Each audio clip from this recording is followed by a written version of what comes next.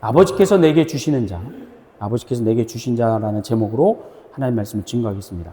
지난주 우리는 제자들이 배를 타고 갈릴리 바다를 건너던 중에 풍랑을 만난 사건을 살펴봤습니다.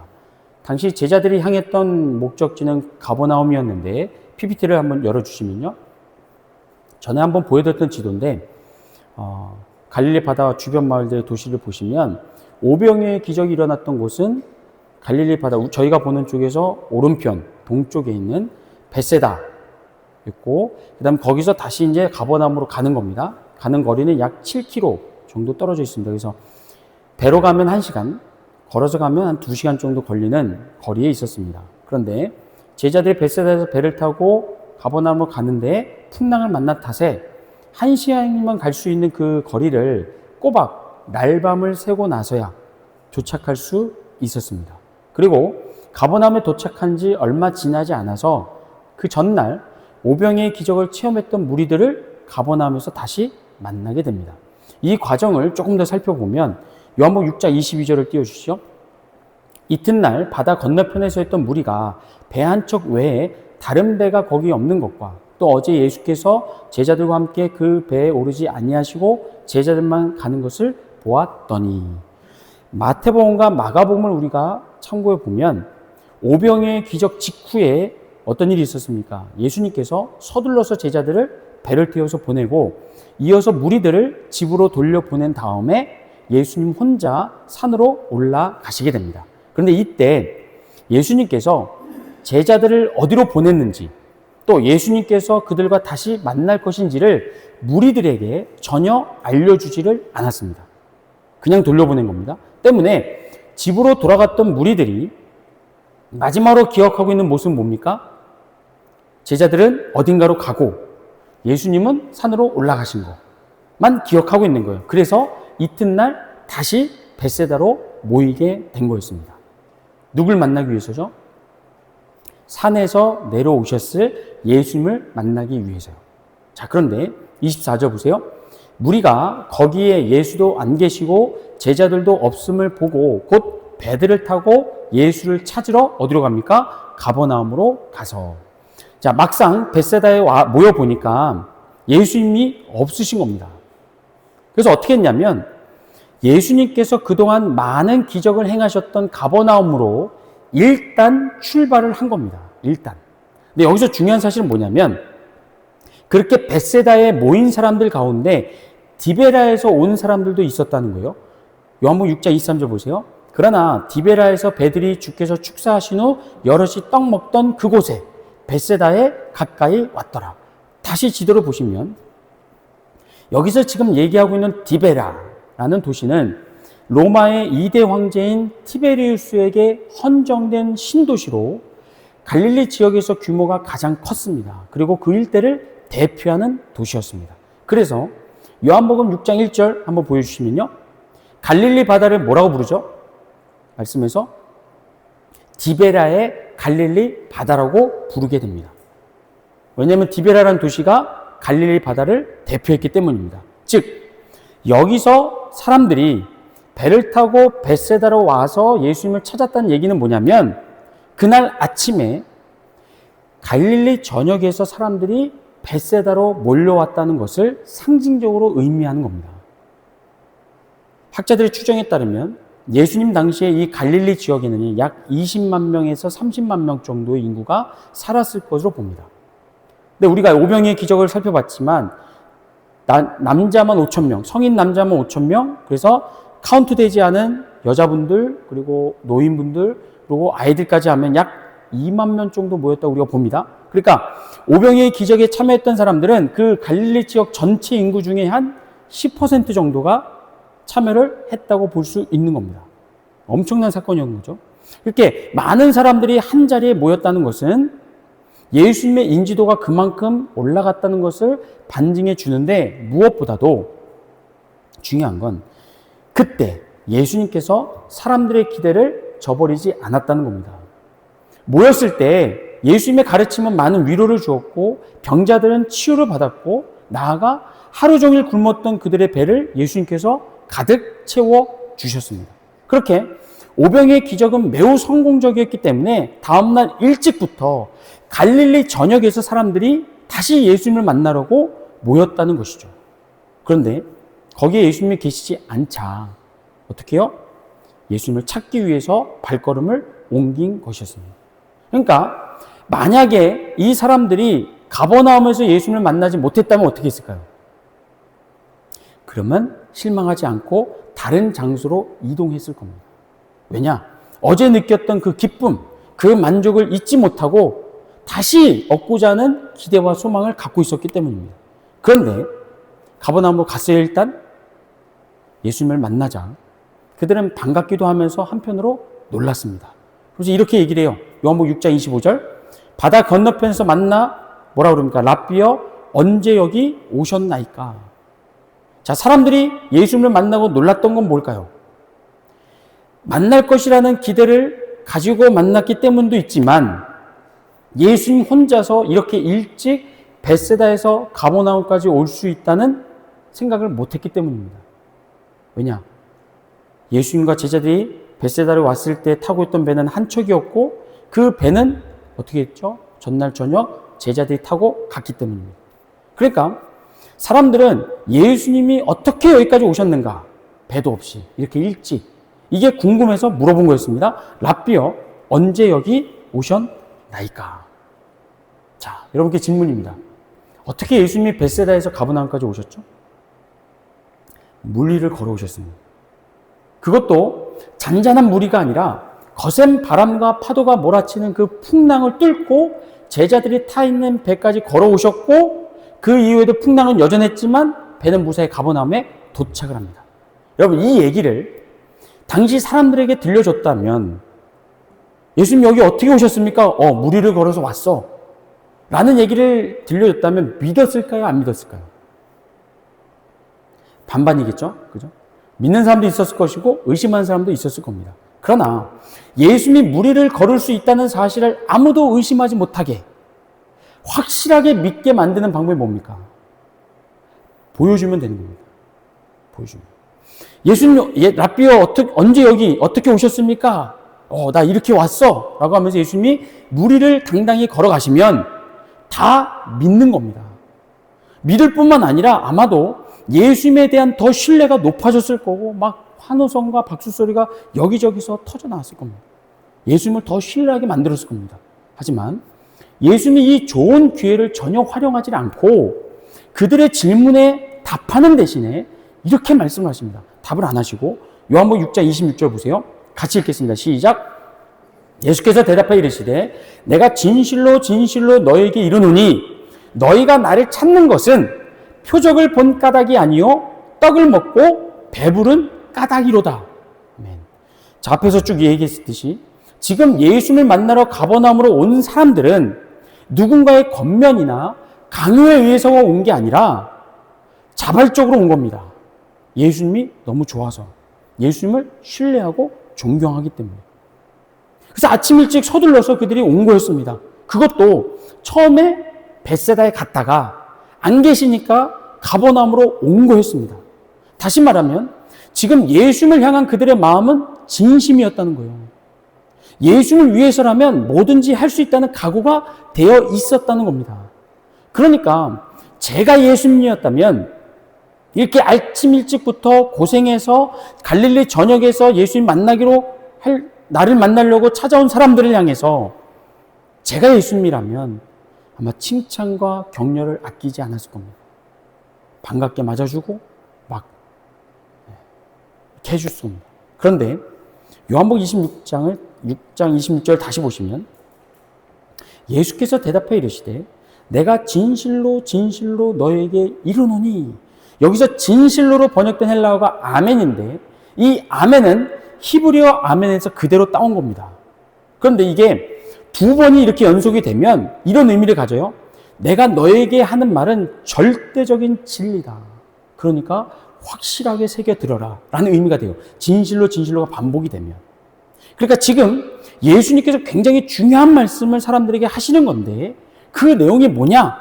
너희가 나를 찾는 것은 표적을 본 까닭이 아니요 떡을 먹고 배부른 까닭이로다. 27절도 맞아보세요.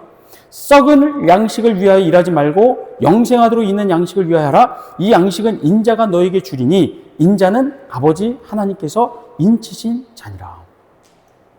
여러분 보시는 것처럼 예수님은 그분을 만나기 위해서 어떤 수고도 마다하지 않고 아침 일찍 달려온 사람들을 향해서 칭찬 한마디, 고맙다는 말 한마디 하지 않고요. 어떤 사람들 취급합니까? 먹을 것만 쫓아가는 속물로 예수님이 취급을 해버립니다. 그리고 예수님을 향한 저들의 기대와 소망을 썩을 양식을 위한 일이라고 쓸모없는 일로 치부해버립니다. 여러분, 이 말을 들은 사람들의 마음이 어땠을까요? 기껏 예수님을 찾아왔는데 칭찬커녕 핀잔을 듣고 부정적인 말을 들으니까 서운하지 않았을까라는 생각이 들지만 그게 아니었다는 거예요.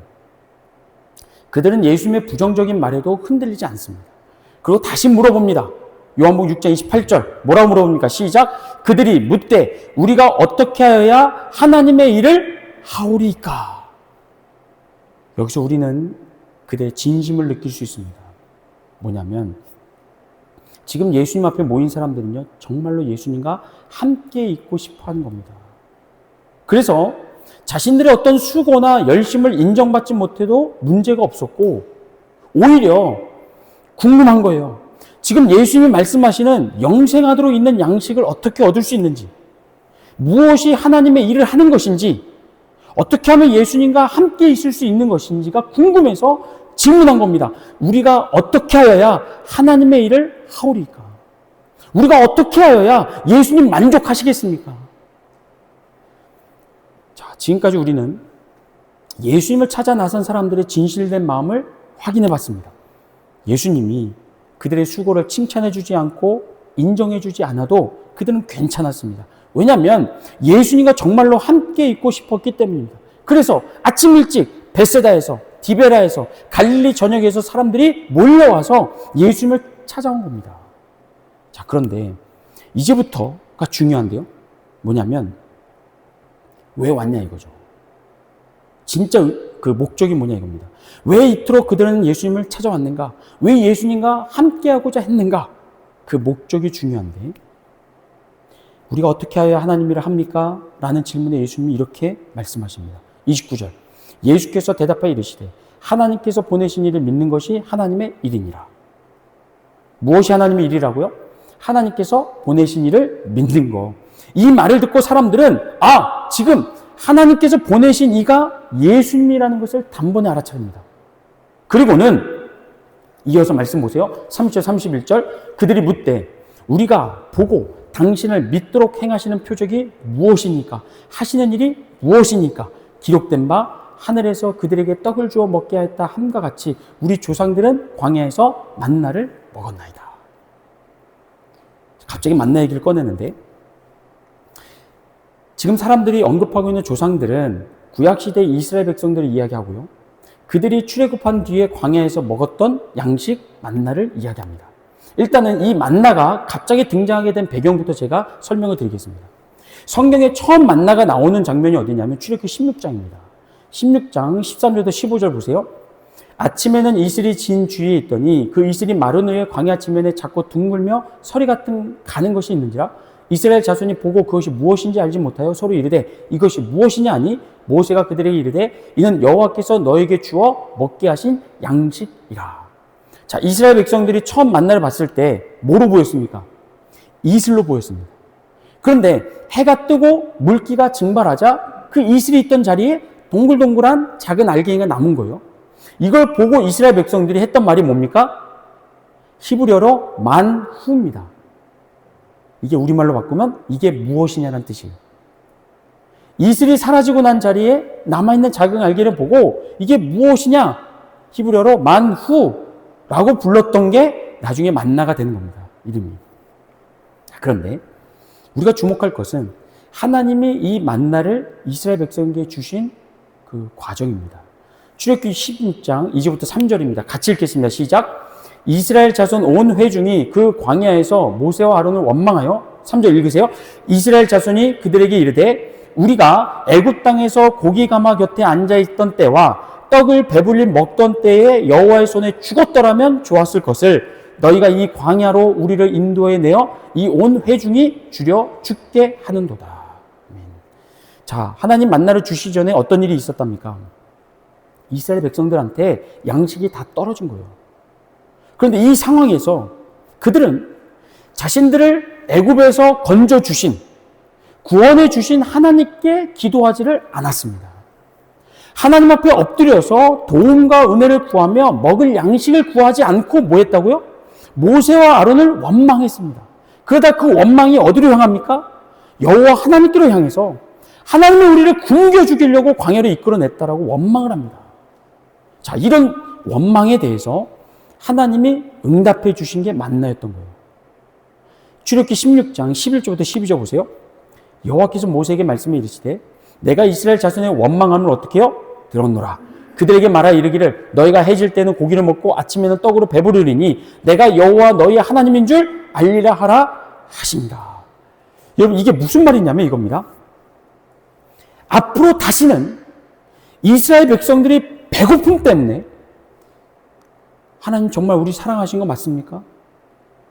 우리 돌보시고 우리 지켜주시는 거 맞습니까? 이런 의심과 원망을 품지 않게 하기 위하여 뭘 주셨다고요? 만나를 주셨다는 거예요. 하나님의 은혜에 대한 기대, 감사보다 늘 그들에게 앞서는 이 원성, 이 원망, 이 불평을 제거하고자 하나님이 만나를 주셨다는 겁니다. 하나님 앞에 감사함으로 구해서 주신 게 아니라 저들에게 다시는 원망하지 않게 하려고 만나를 주셨다는 거예요. 이걸 기억하시면서 오늘 본문인 요한복음 6장으로 다시 돌아옵니다. 사람들이 예수님께 물었습니다. 우리가 당신을 하나님이 보낸 자로 믿도록 행하시는 표적이 무엇입니까? 여러분, 이 말은 잘 생각해 보세요. 사람들이 지금 예수님을 믿겠다는 겁니까? 안 믿겠다는 겁니까? 믿겠다는 거예요. 믿을 준비가 되어 있다는 거예요. 그런데 조건이 하나 있다는 거죠. 그게 뭐라고요? 만나라고요. 다시 말해, 우리 조상들이 신비한 음식인 이 만나를 통해서 하나님 우리를 사랑하시는구나. 하나님 우리를 여전히 지켜주시는구나를 확인한 것처럼 우리도 뭐예요? 당신을 그냥 믿을 수 없다는 겁니다. 이 얘기하는 거예요. 잘 들으셔야 됩니다. 지금 예수님 앞에 있는 사람들은 예수님을 믿으려고 온 거예요. 믿겠다고 작정하고 온 거예요. 당신이 뭘 얘기하고 뭘 보여주든지 안 믿겠다? 그런 불신과 완고한 태도로 있지 않는 겁니다. 만약 그런 생각이었다면 애초에 가버나움으로 오지 않았을 거예요. 근데 왔잖아요, 지금. 믿겠다는 겁니다. 그런데 다만 우리의 믿음이 불안정하니까 우리가 의심할 수도 있고 불신할 수도 있으니까 뭘 달라는 겁니까? 우리가 의심하지 않도록, 우리가 불신하지 않도록 만나를 달라는 겁니다. 결국 우리가 당신을 믿도록 행하시는 표적을 구하는 건 예수님에게 믿음의 조건을 요구하는 겁니다. 그런데 이런 종류의 믿음, 즉 예수님을 하나님의 아들로 믿고 구원자로 믿는 이유인 동시에 그 믿음을 유지하기 위한 조건으로서 뭔가를 요구하는 것, 그건 진짜 믿음이 아니라는 거예요. 전에도 말씀드렸지만 예수 믿는 성도는 예수님의 이름으로 뭐든지 다 구할 수 있습니다. 돈을 구할 수도 있고 건강, 직장, 안전, 성공, 예수님의 이름으로 다 구할 수 있습니다. 그리고 우리가 구하는 것을 하나님이 응답해 주시기도 합니다. 예수 믿는 성도는 속세와 단절하고 깊은 산속에 들어가고 기도원에 들어가고 피지섬으로 이거 아닙니다. 그러나 중요한 건 이런 기도 응답이나 우리의 소원을 성취하는 게 예수 믿는 조건은 아니라는 겁니다. 왜냐? 그게 예수 믿는 조건이 돼버리면 기도 응답을 받지 못할 때 어떻게 되는 겁니까? 떠나는 거잖아요. 우리가 아무리 열심히 기도하고 밤낮 없이 간구해도 하나님께 보실 때 그게 필요하지 않으면 응답해 주시지 않을 수 있습니다. 그런 예들 많이 들어봤죠. 샤이리가 저한테 칼을 달라고 그래요. 번쩍번쩍하고 멋있어 보여서 칼을 달라고 그래요. 제가 줄까요, 안 줄까요? 안 주죠. 그 칼을 다룰 수 있을 때 주겠죠. 그러나 그렇지 않을 때는 안 주는 겁니다. 하나님의 기도 응답도 마찬가지예요. 우리가 다 구할 수 있고 때로는 받을 수 있습니다. 그러나 하나님 보실 때 아니야. 아직 그 때가 아니야. 기다려야 돼. 라고 하면 못 받을 수 있는 거예요. 그런데 만약에 그런 기도 응답, 어떤 소원 성취가 예수 믿는 조건이 되고 이유가 돼버리면 못 받으면 떠나는 겁니다. 그래서 그런 믿음은 진짜 믿음이 아니라는 거예요. 그럼 어떤 믿음이 진짜 믿음이냐? 요한복음 6장 37절 보세요. 아버지께서 내게 주시는 자는 다 내게로 올 것이요 내게 오는 자는 내가 결코 내쫓지 아니하리라. 여러분 진짜 믿음은 어떤 믿음입니까? 하나님이 주시는 믿음이에요. 하나님이 선물로 넣어주시는 믿음이라는 겁니다. 이게 사도 바울식으로 표현하면 이렇게 돼요. 에베소 1장 4절부터 5절입니다. 같이 읽겠습니다. 시작. 곧 창세전에 그리스도 안에서 우리를 택하사 우리로 사랑 안에서 그 앞에 거룩하고 흠이 없게 하시려고 그 기쁘신 뜻대로 우리를 예정하사 예수 그리스도로 말미암아 자기의 아들들이 되게 하셨으니. 하나님이 우리를 언제 택하셨다고요? 창세전에. 그러니까 우리가 아직 만들어지기 전에, 우리가 세상에 나오기 전에 이미 하나님이 우리를 택하셔서 우리에게 믿음을 주기로 작정하셨고 그 믿음을 받은 사람들이 진짜 믿음을 소유한 사람들이라는 겁니다. 그럼 믿음의 특징은 뭡니까? 예수님께서 나에게 뭔가를 주시지 않아도 믿어지는 겁니다. 믿어지는 거예요. 믿어지기 때문에 예수님을 믿겠다고 고백을 하는 겁니다. 뭔가 예수님이 나에게 유익이 되고 내가 원하는 걸 들어줬기 때문에 믿는 게 아니라 어느 순간부터인가 믿어지는 겁니다. 왜냐? 하나님이 나를 창세 전에 택하셨기 때문에. 그래서 나에게 믿음을 넣어주셨기 때문에 그 믿음으로 내가 예수님을 믿는 겁니다. 그래서 이 진짜 믿음을 가진 성도들은 감사와 찬양이 앞서는 겁니다. 고난을 당해도 어려움을 당해도 기도 응답을 받지 못해도 그것 때문에 믿느냐 안 믿느냐를 결정하는 게 아니라 그냥 믿어지는 겁니다. 흔들림 없이 믿어지면서 때로는 하나님이 나에게 훈련을 위하여 시련을 주시고 어려움을 주시더라도 뭐가 앞선다고요? 감사와 찬양이 앞서는 겁니다. 그게 내 안에서 올라오는 원망, 서운함, 불평을 덮을 수 있는 겁니다. 예배드리기 전까지만 해도 막 그런 거 있잖아요. 하나님 믿고 막 뭐죠? 대들고 싶고 따지고 싶고 막 그러고 싶은데 예배에 딱 들어오는 순간 우리 입술에 찬양이 나올 때 그걸 덮는 겁니다. 왜요? 믿어지니까. 부인할 수 없는 겁니다. 이게 진짜 믿음이라는 겁니다. 오늘 본문에서 예수님 앞에 나온 사람들 믿으려고 작정하고 나왔습니다. 그런데 그 믿음의 조건이 뭐라고요? 그냥 믿어지는 게 아니라 당신이 나한테 내가 원하는 걸 주면 믿겠다는 거죠. 그건 거래지 믿음이 아닌 겁니다. 이 자리에 계신 저와 여러분 모두가 다 그런 믿음이 아니라 믿어지는 믿음으로 하나님이 주신 선물로서 믿음을 가진 줄로 믿습니다. 그러니 세상에 나아가서도 감사와 찬양을 우선하시기 바랍니다. 앞세우시기 바랍니다. 그걸로 내 안에 있는 모든 두려움, 불안함, 원망, 서운함 덮어내시기 바랍니다. 그게 진짜 믿는 성도의 모습입니다. 다 함께 자리에 일어나셔서 찬양하시고 기도하겠습니다.